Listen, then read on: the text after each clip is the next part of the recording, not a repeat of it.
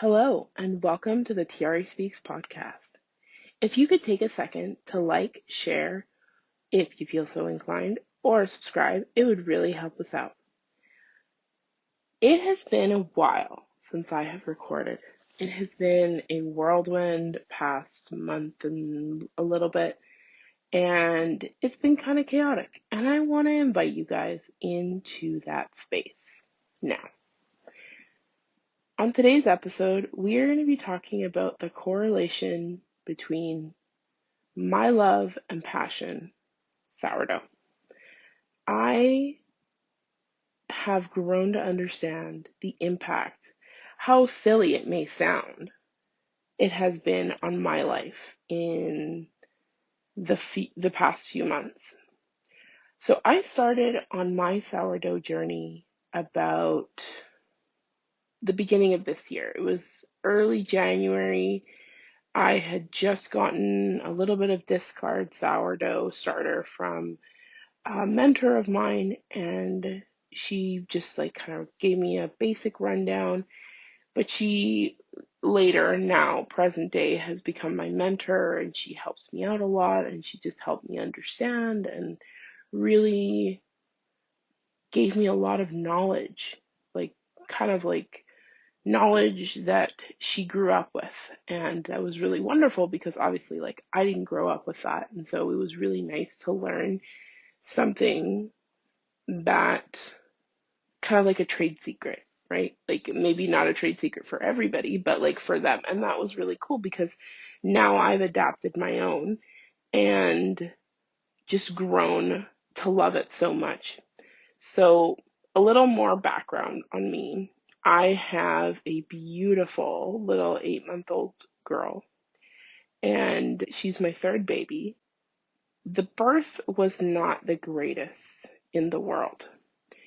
My partner at the time, he was at a firefighter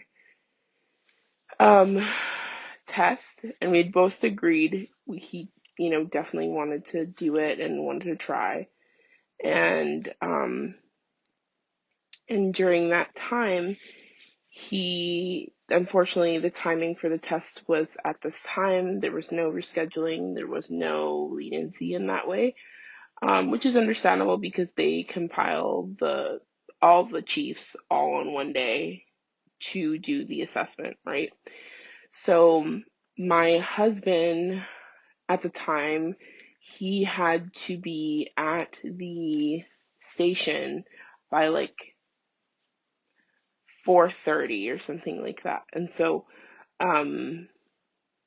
this was the morning of the 27th of September. And that morning we were supposed to have a C-section at like 8 o'clock. Unfortunately, it got pushed back. And then it got pushed back another 2 hours, and they're like, sorry, it doesn't look like we're going to be even having your C-section today. If anything, it'll probably happen around 4.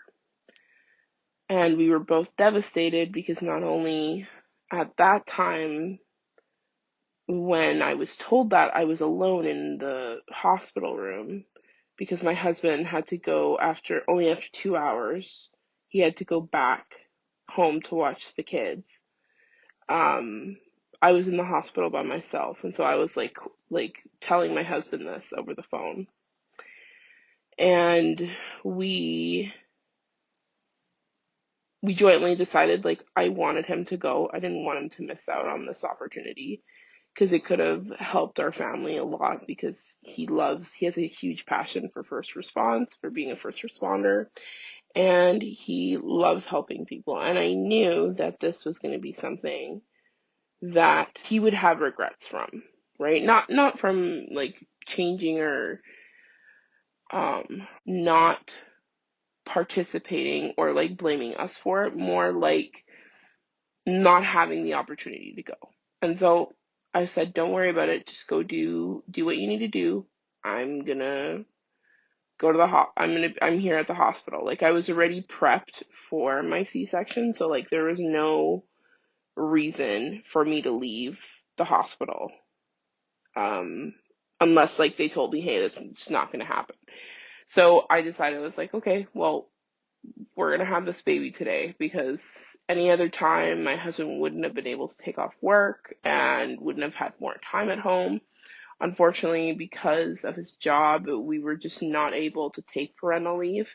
It also, like many families here in Canada, really, like, parental leave is not, unless you're in a really good standing job where half of your income would still be something you could live off of, then parental leave really isn't an option. Not in, like, especially not in our case. And so um we mutually decided, yeah, like, this is the only time that he'll be able to take off. And it's so hard. I think any parents going through postpartum period, it's such a hard adjustment sometimes, and especially when you don't have a lot of support and you don't have a really big um, like tribe or like group of people of support. And I think that was the biggest struggle for me postpartum. Um, Having two other kids, and then my daughter, was really, really hard, to say the least. And so the weeks leading up to my final appointment with my midwife, she kind of was like, hey, like, these are the signs and symptoms of postpartum depression. Like, do you feel that you're exhibiting any of these signs and symptoms? I'm like, yeah, I felt really different this time around. I don't really feel like myself. I don't really feel like going on walks. I don't really feel like leaving my home. have a lot of anxiety and um, a lot of worry, and just really, like, I remember for the first time out of my three pregnancies, I cried for almost 30 days straight. Like, every single day, I was just a bucket of mess. And, like, granted, like, my body's going through a huge amount of changes, and, like, you know, the hormone changes is huge. But, like, I'd never experienced that. And then I found out that it was called baby blues, and it's completely normal. Now, the problem was is that it went, and it felt like it turned its ugly head and reared its ugly head so fast that it changed from baby blues to postpartum depression. And in those few months after, obviously I love my daughter and I'm so grateful for her. She's my good luck charm. Like, she finally came after two boys. We finally had our little girl. And I was so happy and I was so grateful. But that didn't take away from the pain that I was feeling, and the frustration I was feeling, and the sadness and the overstimulation and all of those feelings. And it was so hard, even to this day. You know, it's obviously significantly less now. I'm on supplements and I'm on different things to help with manage my postpartum depression. But um, a really different postpartum experience this time around.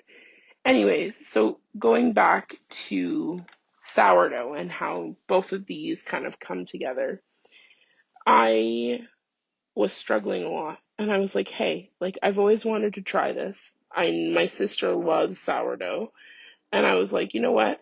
I want to try this. I want to try. I've always said I love homemaking and I love making bread. I found out, funny story, I found out that the reason why me making bread was so hard in the beginning was because I could never figure out why my bread wouldn't rise.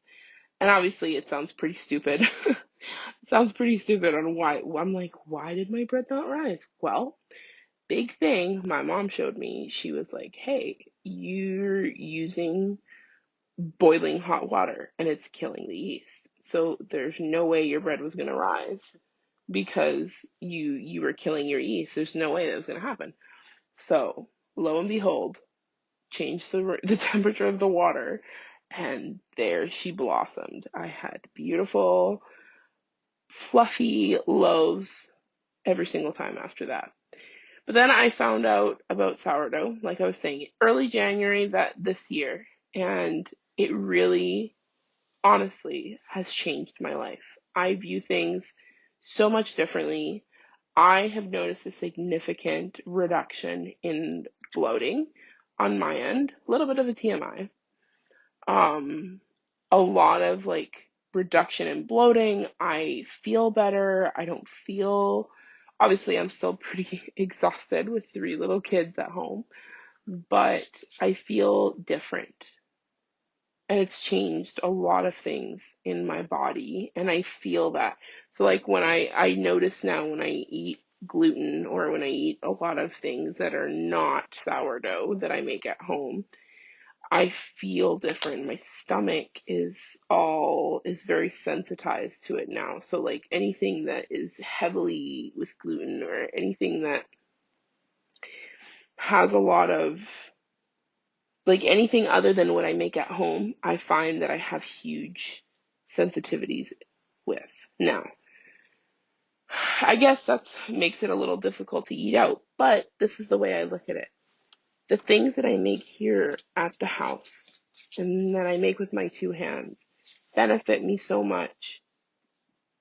It's unbelievable the night and day difference between both of them. I was struggling so deep in my depression, and I sought counseling, thankfully, and it really has helped with my perspective and regaining perspective and regaining peace and regaining some comfort in the struggle. And sourdough really came in my life where I was struggling so much. And for those first 3 months when I started with the starter, there was a lot of trial and error. And it was about 2.5, 3 months before I finally got the handle of getting up the courage to finally make my first loaf. And the loaves leading after obviously got better and, to this point now. And it's been a lot of trial and error. And I remember the first day I made my first loaf. I remember the feeling of adrenaline I felt and the excitement I felt and, just the increase in my self-esteem, my self-confidence, the way it made me feel, the passion I felt for making this little loaf that I made with my two hands. And it wasn't just making it, but it was also the things that were going to come from it. Now we're looking at about 6 months post starting my sourdough journey, almost 7 months now. And I am baking from my home full time now. And I love every single minute of it. I am so grateful for the people that have bought my loaves and continue to purchase my loaves because I have a few customers now that like to be regulars and purchase loaves almost every week. And y'all, like the stories that I hear from each of my customers, people from different backgrounds, different financial situations, and different things, and it brings me so much joy. I can't describe it. It's a joy that I can't really put into words. It's,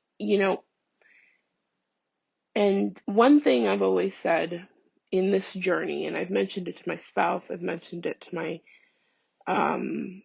mom, and it's been, bread shouldn't be something that costs you an arm and a leg like it does now to put on your table. You shouldn't have to sell a kidney to be able to get warm bread on your family's table.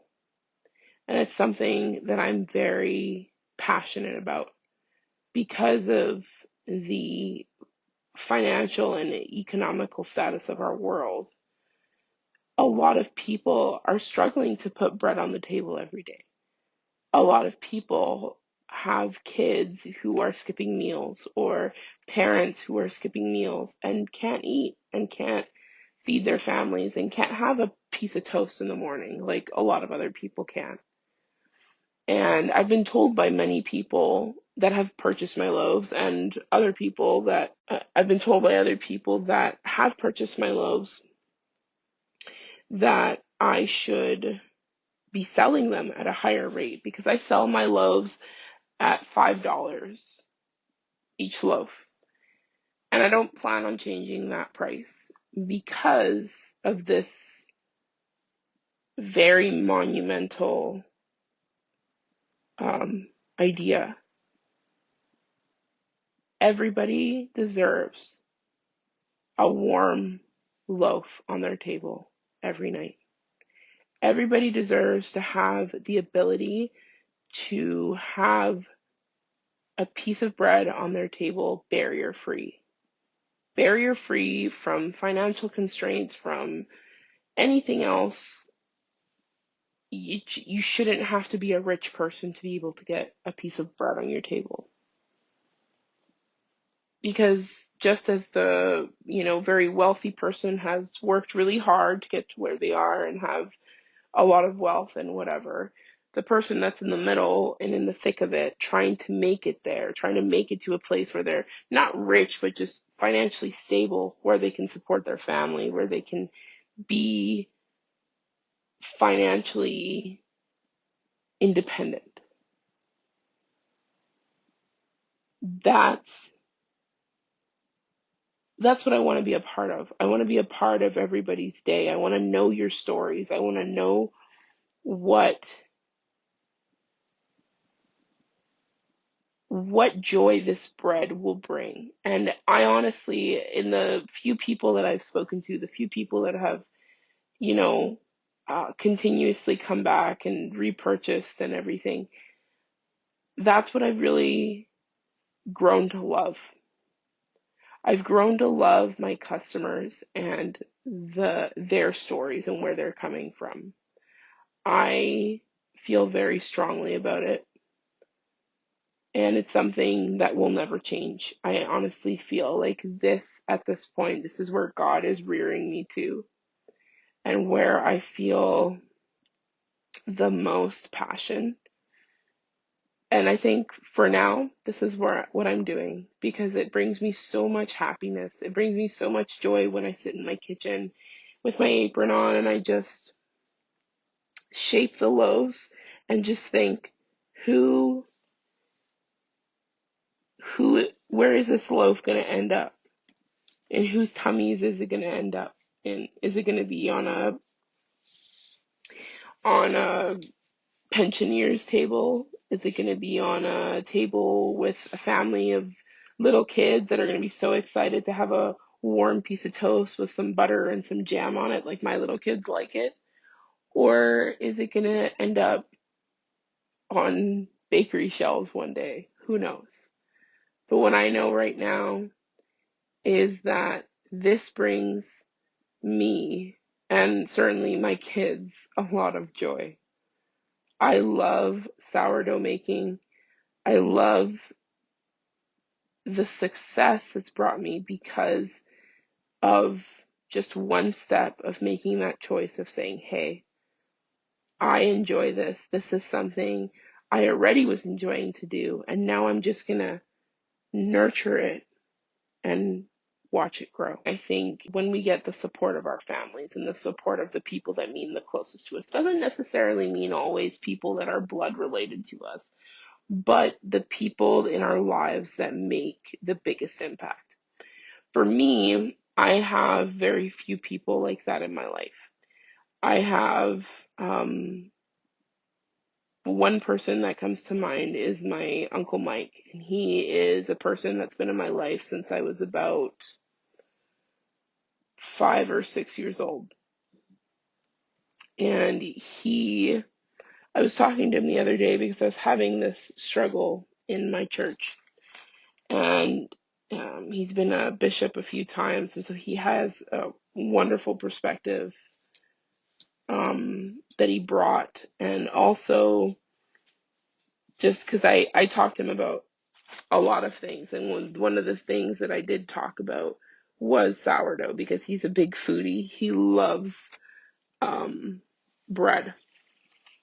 And so the one of the points that he made was um, I think I'm quoting him correctly, was that um, the definition of Jerusalem is people of the bread. And I thought it was really funny that he made that correlation, and it really spoke to me.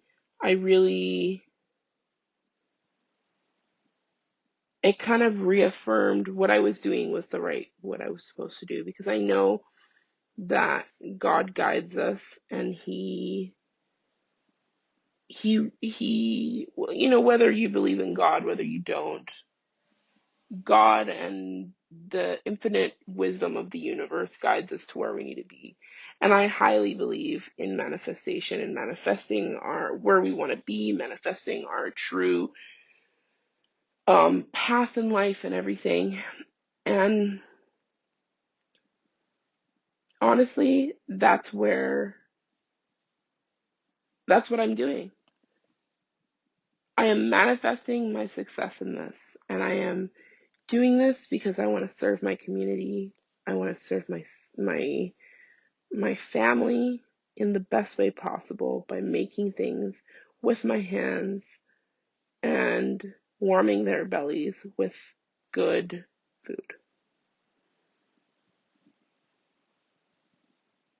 Sourdough making made that, and it saved me in so many ways. It's brought joy and a new perspective to my life, where before I felt forgotten. I felt forgotten, and I felt abandoned in a lot of ways. And it's not because my husband wasn't doing enough, or, you know, I think it's just something that happens in postpartum period. I think as mothers, we get forgotten as children. Like, everybody focuses on the children and making sure the baby's okay, but I think the mother gets forgotten a lot. Her well-being, her sanity, and instead of all of that, she gets judged. She gets told that she's not good enough, you're not doing enough, you're not, you know, why do you have depression? You have beautiful children. They're healthy. They don't have any, major health struggles.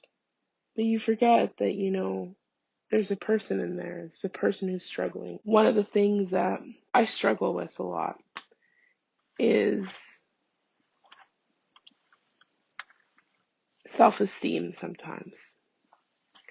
And that's believing in myself that this will be a success. But what I've learned from this is that I don't have to believe that. All I have to believe is right now. All I have to think about is right now. I have to think about, okay, right now, this is bringing me joy. It's also bringing me in a little bit of income. And that's wonderful, because it helps support my family, and it helps us move forward and progress to the place that one day we want to be. And that's what I choose to be grateful for.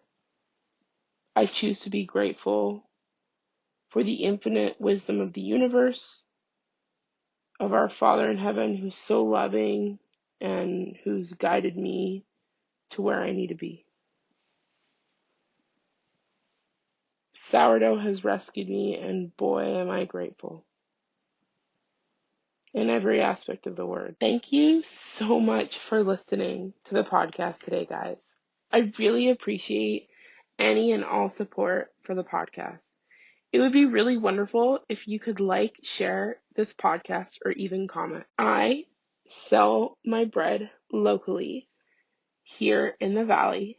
I make wonderful, fresh sourdough loaves every other day, and I am on Facebook, and made by Tiare on Facebook and on Instagram. So please check me out. I do local pickup, and we are soon, hopefully, going to be doing interprovincial shipping. Please tune in next week as I post on a weekly basis, and hoping to continue.